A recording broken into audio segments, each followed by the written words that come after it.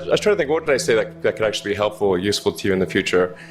And I thought I'd perhaps tell the story of how I sort of came to be here. How did some of these things happen? And maybe there's some lessons there, because I often find myself wondering, how did this happen? So when I was young, I didn't really know what I was going to do when I got older. But then eventually I thought that the idea of inventing things would be really cool. The reason I thought that was because I read a quote from Arthur C. Clarke, which said that sufficiently advanced technology is indistinguishable from magic. And that's really true.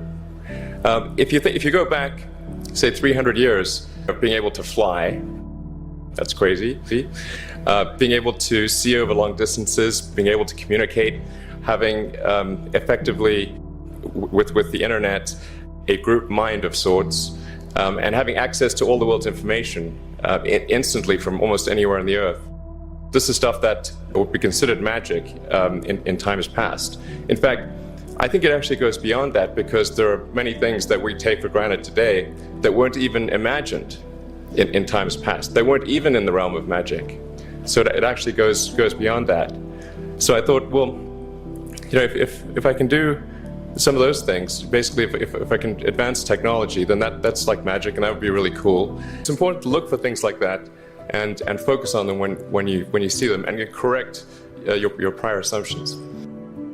Going from PayPal, what are some of the other problems that are likely to most affect the future of humanity?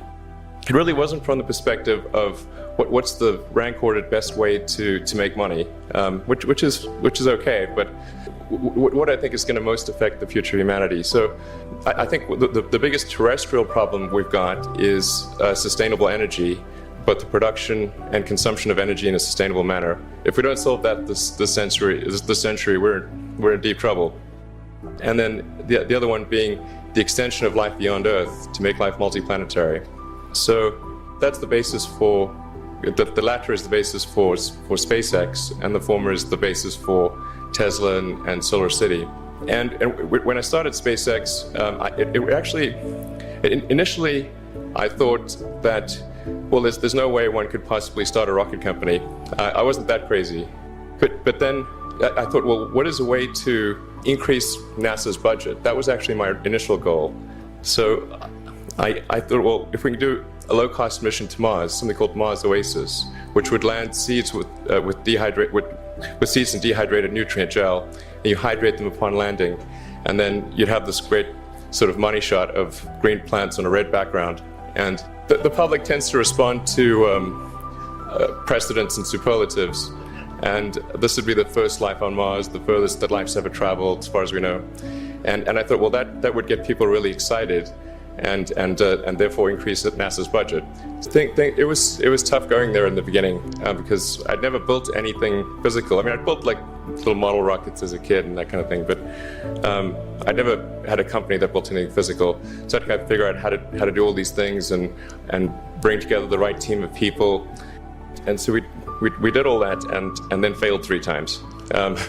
It was tough going. Particularly if you're starting a company, you need to work super hard. So what does super hard mean? Well, when my brother and I were starting our first company, instead of getting an apartment, we just rented a small office and we slept on the couch.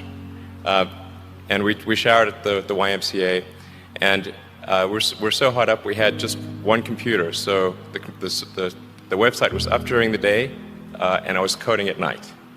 7 days a week, all the time. Just work like hell. I mean, you just have to put in, 80 to 100 hour weeks every week. No one should put this many hours into work. It hurts my brain and my heart. Like, okay, if somebody else is working 50 hours and you're working 100, you'll get twice as much done in the course of a year as the other company. All those things improve the odds of success.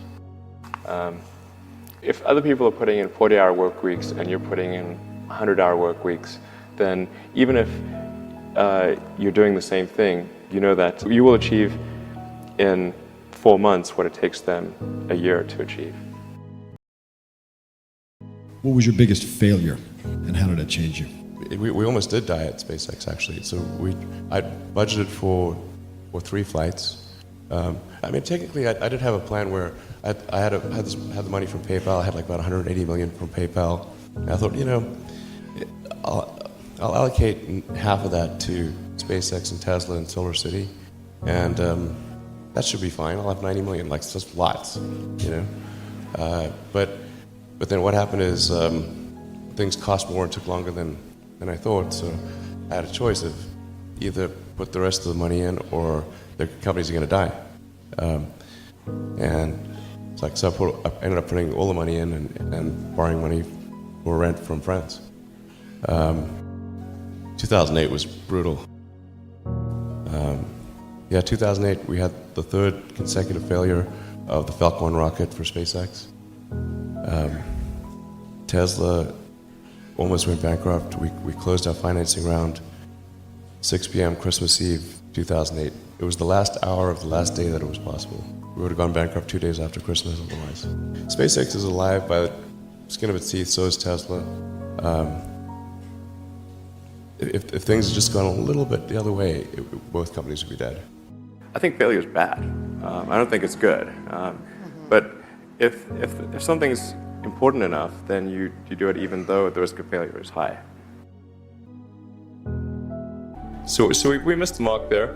The first launch, I was picking up bits of rocket near the launch site. It was a bit sad. But we learned with each successive flight, and we're able to, eventually with the 4th flight in 2008, reach orbit. And that was also with the last bit of money that we had. Thank goodness that happened. And then began to scale that up to the Falcon 9, which is about an order of magnitude more thrust. It's around 1 million pounds of thrust. And we managed to get that to orbit, and then developed a Dragon spacecraft, which recently was able to dock and return to Earth from the space station. That was a white-knuckled event. So it's vitally important, and I hope that some of you will participate in that, either at SpaceX or at other companies, because it's just really one of the most important things for the preservation and extension of consciousness. So I think it's really quite important. And on the Tesla front, the goal with Tesla was really to try to show that what electric cars are worth noting. If you're going to create a company, the first thing you should try to do is create a working prototype. Everything looks great on PowerPoint, but if you have an actual demonstration article, even if it's in primitive form, that's much more effective for convincing people. You guys are the magicians of the 21st century. Imagination is the limit, and go out there and create some magic. Thank you.